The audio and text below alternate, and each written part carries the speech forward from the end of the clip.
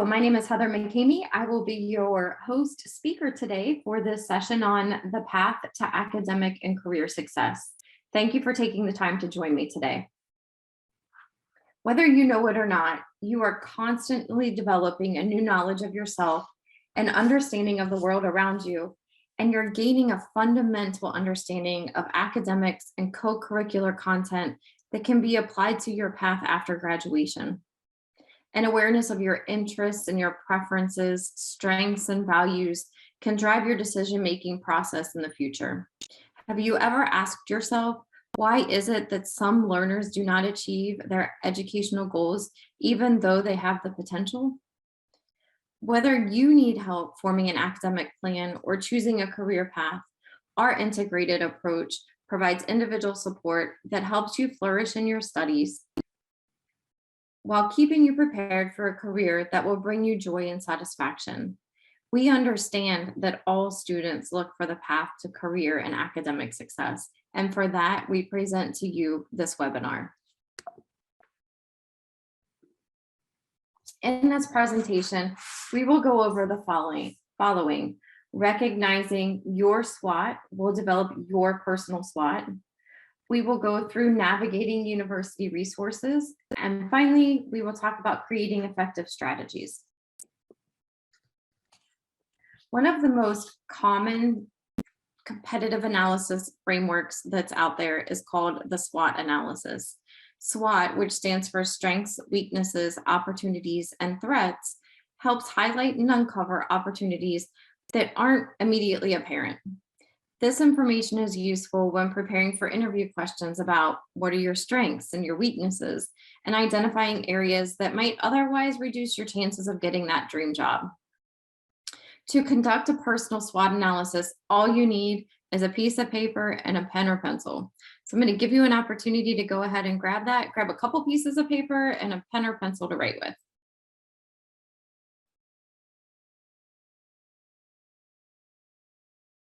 We're going to go ahead and walk through some questions, and I need you to write down your answers as they relate to you. These are your personal answers.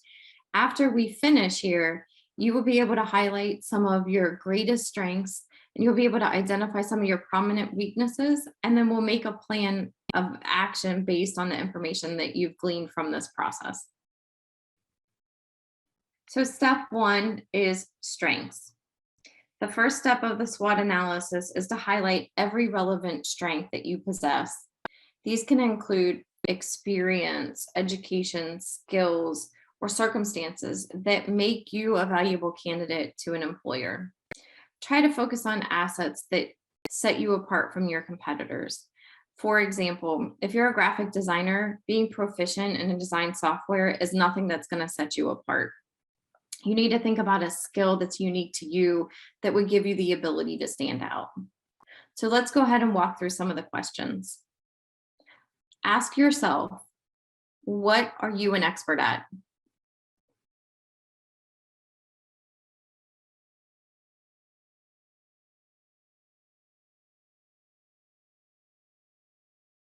What is your favorite skill?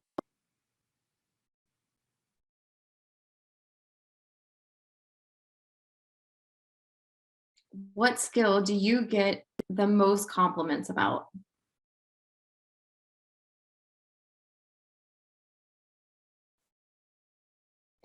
What abilities come easy to you?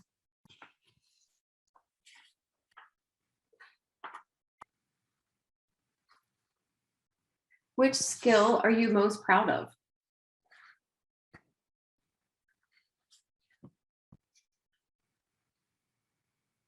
What areas do you notice others lacking in?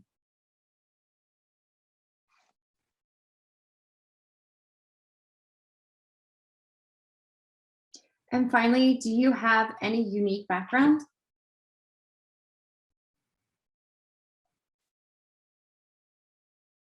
Those are all questions to get you to start thinking about your strengths.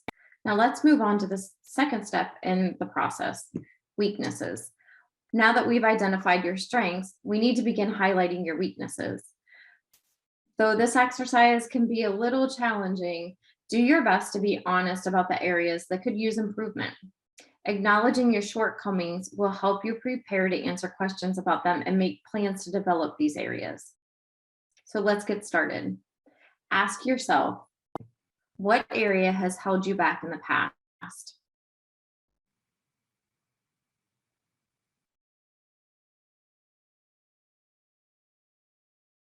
What is your least favorite work-related task?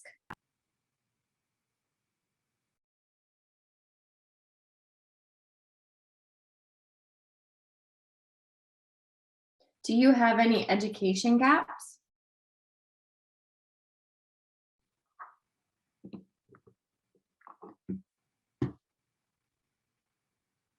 Which areas do you get negative feedback?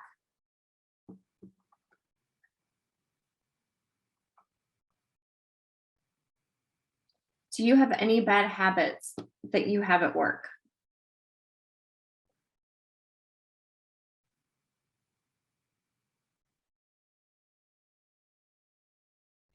What scares you most about your job?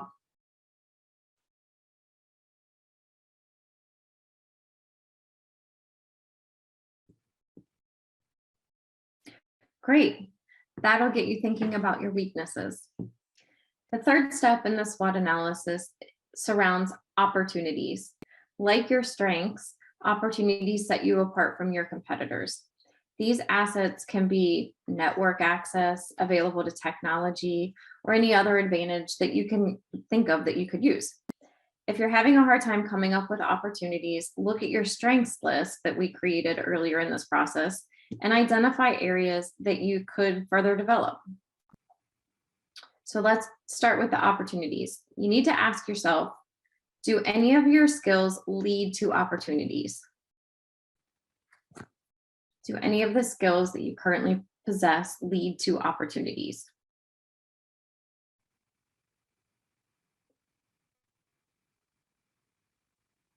Can you get trained in any missing skills?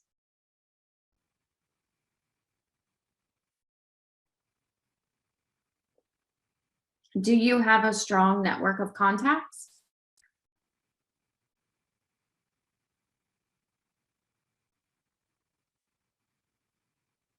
Is there any upcoming tech that you can get trained in?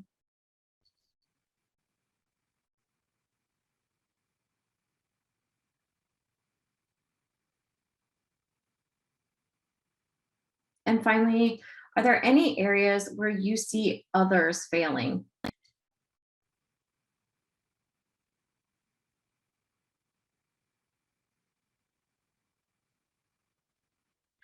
Great, so that'll give you some ideas of your opportunities. Lastly, we need to talk about threats. So this is the fourth step in the SWOT analysis. Threats are aspects of your career experience or qualifications that might hurt your chances of landing a job.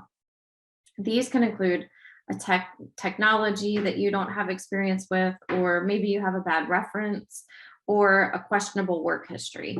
Identifying what your threats are is crucial in the interview preparation process. For each threat, you should brainstorm some solutions. So let's try to identify what your threats are. Ask yourself, is your industry shrinking or is it growing?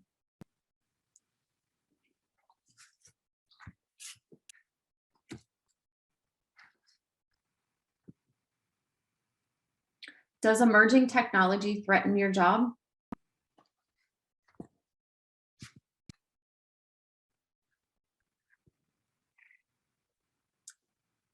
Could any of your weaknesses that we identified earlier lead to threats?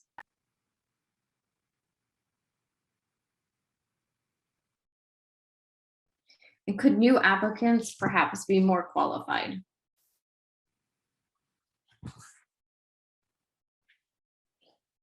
This is a great exercise that our students can use to help map out their future career paths. The key importance of SWOT analysis for a student is to help them achieve a clear picture of where we stand. Besides, the analysis also helps students to identify areas of improvement and allows them to set goals. Doing a SWOT analysis for oneself is not an easy task and it requires a lot of thought. But once completed, it results in great rewards. Focusing on opportunities and strengths. Most students tend to focus on and spend a lot of time on their weaknesses or their challenges. Educationists, however, differ, noting that it is more beneficial if we focus on our strengths. This helps learners succeed in their academic life.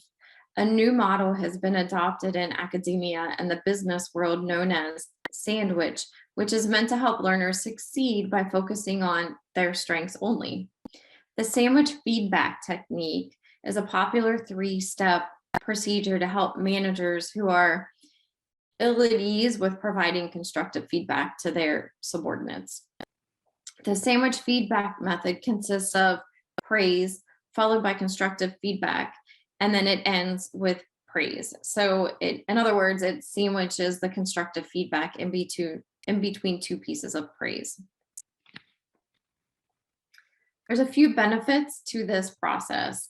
One, it softens the impact of the criticism or the constructive feedback because you're starting with praise, you give them the feedback, and then you end with the praise. And so it kind of softens the blow, if you will. And then it gives the manager who's probably feeling very uncomfortable about having this conversation, it gives them an opportunity to kind of ease into the discussion because it allows them to open up with praise and set the conversation more at ease. Then they can get their point across on the constructive feedback, and then they can wrap it all up with something that the employee is doing well and kind of soften the blow that way. When we focus on developing our strengths, we grow faster than when we try to improve our weaknesses. Plus, people who use their strengths are happier, they're less stressed, and they're actually more confident. So if you're finding that you're consistently failing or falling short on your goals, it may be time to consider trying to improve whatever it is that you're already strong at, rather than focusing on continued efforts to try to minimize your weaknesses.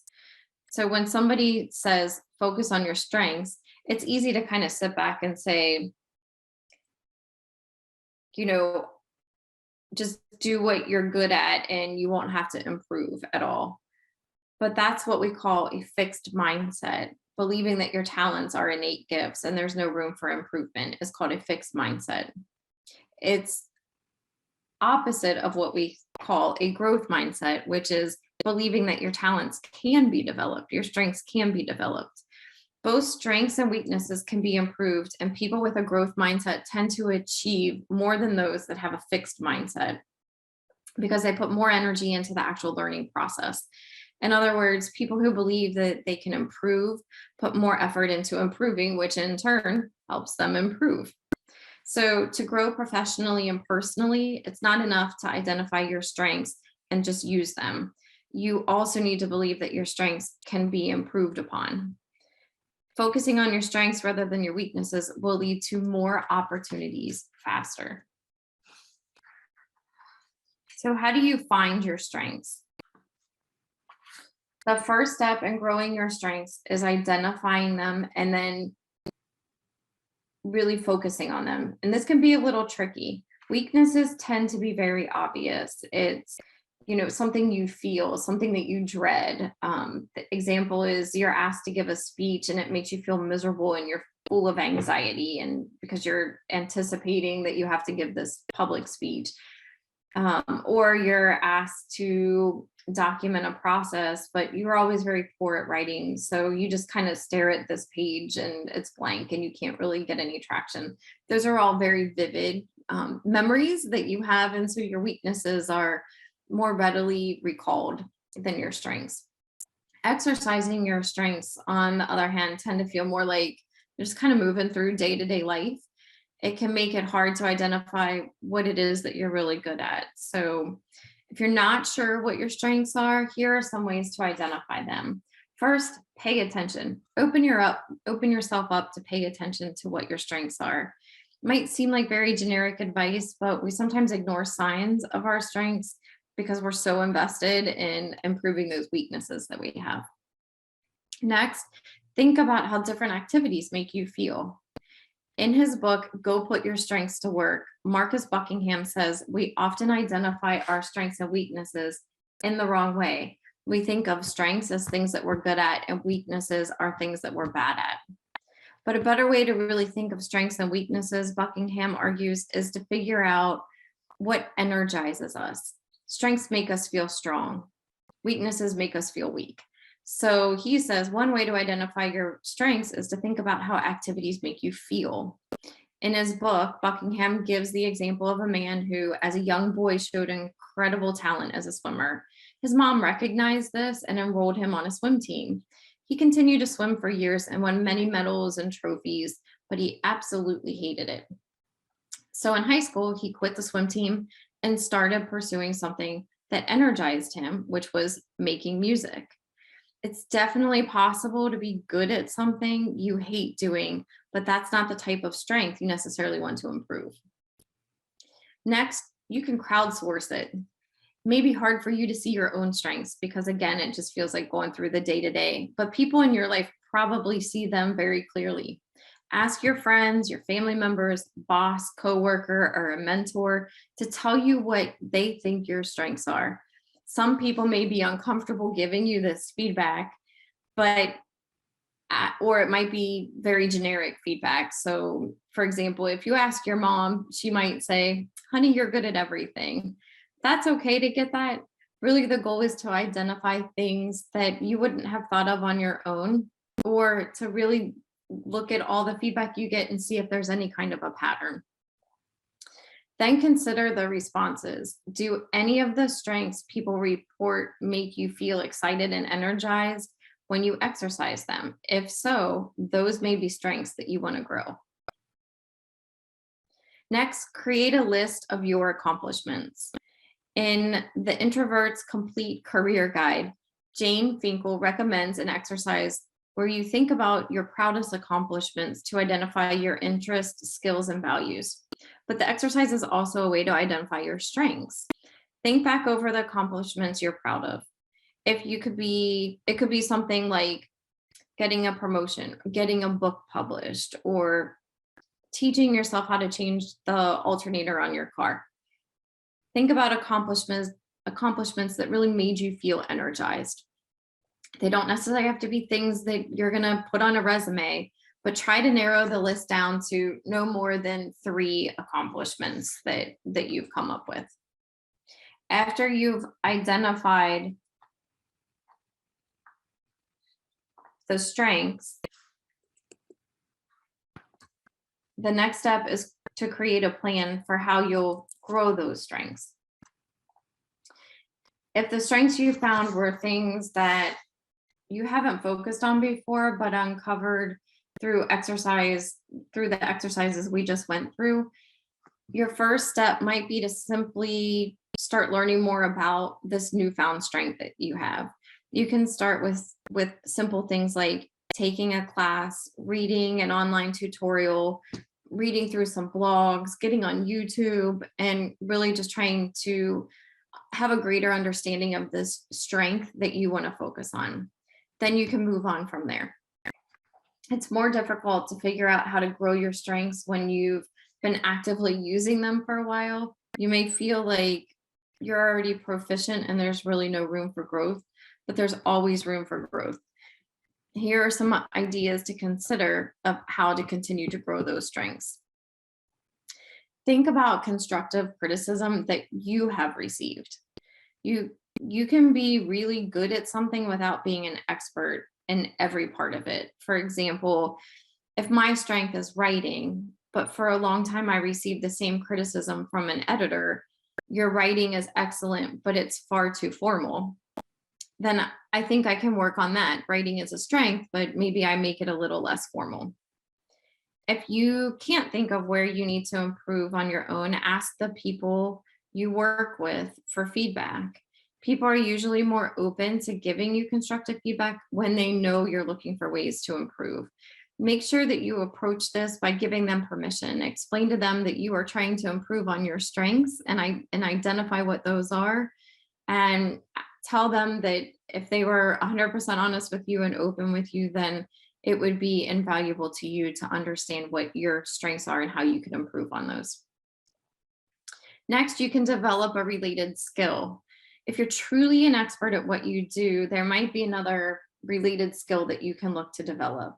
So for example, if you're an excellent blogger and you write great content for your blog, you could maybe turn your attention to things like search engine optimization or videography or graphic design to kind of enhance your blogs or enhance the exposure of your blogs. If you're a talented developer, you could learn project management to build leadership skills. Learning something that will make you better at your core strength, even if the secondary skill isn't something that is your main area of focus or becomes your primary focus, it's still very beneficial. When developing complementary skills, it also helps to consider your long-term goals. What skills will you need to get your next job? What skills will you need to get the job 5 years from now? One way to figure this out is by going on to a website called LinkedIn and finding the profiles of somebody that holds the job currently that is the job that you would want in the future. So your next job or your job that you get 5 years from now. Really look at their profiles and see what skills they have, what strengths they have, and make sure that your efforts are aligned to those strengths that they have and those education goals that they've met. You can also reach out to them for mentoring opportunities. I receive this from time to time from HR professionals just entering the field, and they'll reach out and ask if, we can chat over Zoom to, kind of talk about the path that I followed and any advice that I might be able to give them. People are usually open to having those conversations. Use your strengths. In Go Put Your Strengths to Work by Buckingham, he notes that only 17% of people say that they spend most of their time at work playing to their strengths. While we might not be able to get our boss to create a job that only deals with our strengths, there are some suggestions that you can follow to incorporate strengths into your work. Push people away from the things that are your weaknesses and push them towards the things that are your strengths. Push for more training in your strengths. Push for being included on teams that that project could really use the strength that you bring to the table. Push to spend time with colleagues that have those same strengths or are even more adept at the strengths that you possess. You can, at the beginning of each week, you can think about ways that you could use your strengths a little more than you did the previous week. By doing this, you can grow the amount of time, the percentage of time that you spend each week working within the strengths that you possess, and gradually over time, you will have more opportunities to show those strengths. The more you show your strengths at work, the more people will recognize you for those strengths, and they may even start coming to you anytime there's a need for somebody with your strengths and your unique skill set. Finally, teach someone else. There's a concept known as the protege effect. People learn the material better when they have to teach what they've learned to others. People who expect to have to explain what they've learned do a better job of organizing their knowledge and recalling it. Plus, as they teach, they identify the knots and gaps that they have in their own thinking. So consider hiring maybe an intern or taking on a mentee. By walking someone inexperienced through something inside and out, you may uncover things you don't know as well as you thought you did, things you could improve upon, or new ways to do things you thought you had perfected a long time ago. Destructive weaknesses to avoid. Weaknesses must not be overlooked, and they must not be looked at with resentment. Recognizing your weaknesses is the first step towards turning those weaknesses into strengths. So let's discuss a few of the most common weaknesses that we find in students that hinder their academic growth. First and foremost, procrastination. Procrastination plagues every student's academic career. Purposely delaying work till the last minute is called procrastination. It adds to their burden. It makes students stressed out, and they ultimately can fail to carry out what the assigned task. So here are a few tips to help you overcome procrastination. When you get your homework, do it that night. Make a schedule and plan your activities. Prioritize what's important. Make sure to finish all your scheduled tasks for the day, and then turn off your cell phone and remove all the distractions that you have in your life so you can get through the work. The second destructive weakness is a lack of focus. If you have a short attention span, then it may be difficult for you to focus on the task at hand. Lack of focus can make you fall behind your peers. However, as soon as you recognize this as a weakness, you can actually turn it into a strength. Here are a few ways that you can, enhance your focus. You can remove all the distractions. So turn off the cell phone, turn off the TV, turn off the radio. Just make sure you're in a quiet place that you're focusing on the task at hand. Divide the study material that you've been assigned into shorter segments. So if your professor is assigning you homework that you have to read 3 chapters, don't wait until the night before your next class to read those 3 chapters. Break those out into 1 chapter per night, and it's much easier to chunk that out that way and comprehend it. Make time for exercise. So doing something physical will help you focus. It'll generate blood flow and really help you focus on the task at hand. And then make sure your diet contains good fats. Next, a fear of failure. Students these days have an incredible amount of pressure on them to succeed. They have their parents' expectations. There's this crushing academic stress that students feel. That's the reason students fear failure and letting their parents down. So ironically, this failure leads them to underperforming in their studies. Anxiety and stress will cloud your mind, and it slows down your learning process, and it halts growth. So here are a few ways to help overcome fear of failure.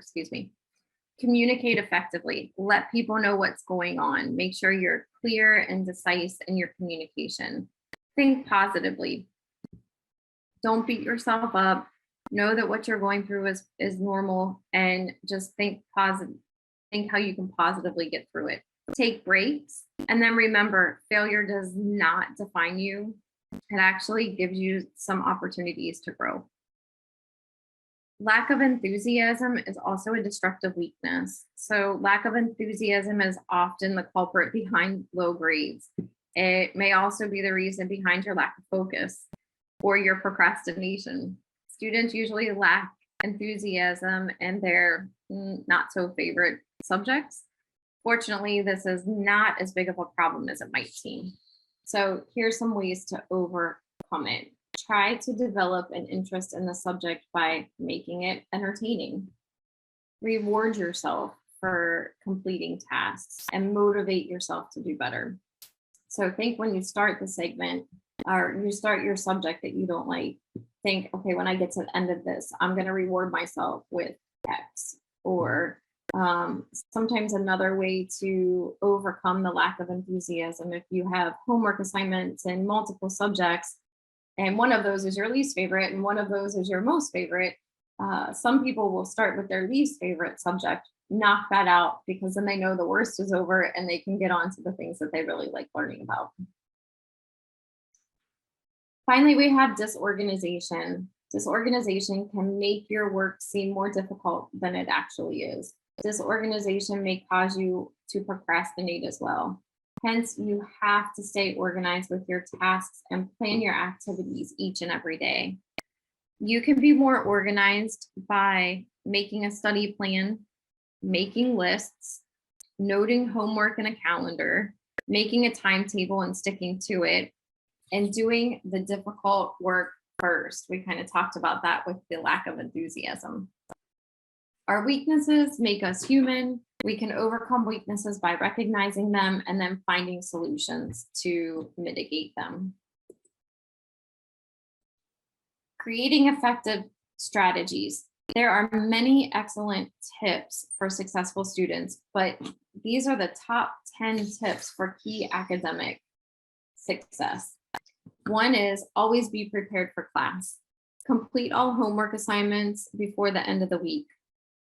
Number two, don't be afraid to ask questions. If you have questions, it's likely that other classmates have questions too. So put yourself out there, ask the question, and somebody in your class will probably thank you. Practice time management. Some students choose to purchase a planner or an agenda to help them keep track of important deadlines.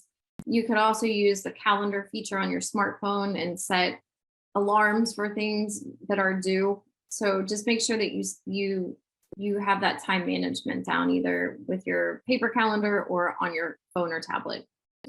Always save your draft in multiple places. It's great to save your work on a computer or a quick drive, but you can also email yourself a draft, or you can save it to a cloud like a Google Drive. Several times I've had students that have lost everything because they had it saved in one spot and their computer crashed or their hard drive crashed. So just try to do the backup regularly so you don't lose all the work that you put into it. Understand the importance of a syllabus and refer back to it throughout the semester. The syllabus is basically a legally binding document between yourself and your instructor. And you want to make sure that you're aware of the specific course policies and the expectations. A lot of times it's like an open book test, to be honest with you. It'll tell you exactly what you need to do to be successful in that class. Don't let your social life take priority over your academic life. Social activities are certainly important, and it can be a great way to blow off steam and add enrichment to your college experience. But you can't let it take the priority over everything else. Remember, you're a student first. So remember that ultimately you're there to earn a degree, and missing an event and does not have the same consequences missing an essay deadline or not being of clear minds and well rested in order to take that important exam. Get to know your professor, maintain good communication with your instructor. That's very critical. Don't feel intimidated by them, and feel free to message your professor if you have any questions. I welcome messages from students if they're struggling with something. That's why we're in this industry, right? And this is why we're in this profession, is to help students. And so if there's a student of mine that's struggling, it would be heartbreaking not to be able to know that and be able to help them. So please make sure that you're letting your professor know kind of where you are and stay in communication with them. And then know that embracing help from peer tutoring is about improving your skills and making you a successful student. This is, again, not a sign of weakness. It's actually a sign of strength that you're going out there and you're getting extra resources. Organizing peer tutoring sessions with your cohort doesn't mean that you're an inferior student. On the contrary, just remember that it shows that you're dedicated to your academic success and that you want to turn in the best work possible. So let's go through some key takeaways from what we went through today.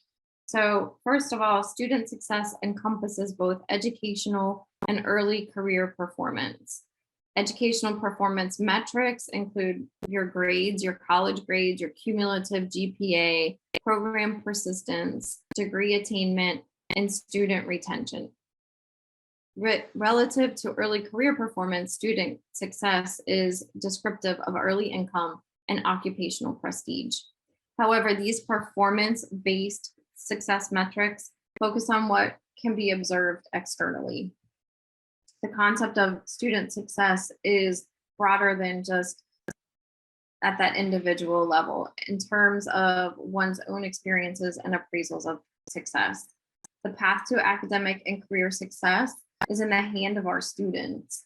You decide what success means to you. You decide your SWOT. You decide your personal SWOT, and you decide what your strengths and opportunities are to focus on. Keep a goal in mind and work hard to achieve it. Thank you so much to everybody for attending today. I've enjoyed the time, and best of luck to everyone.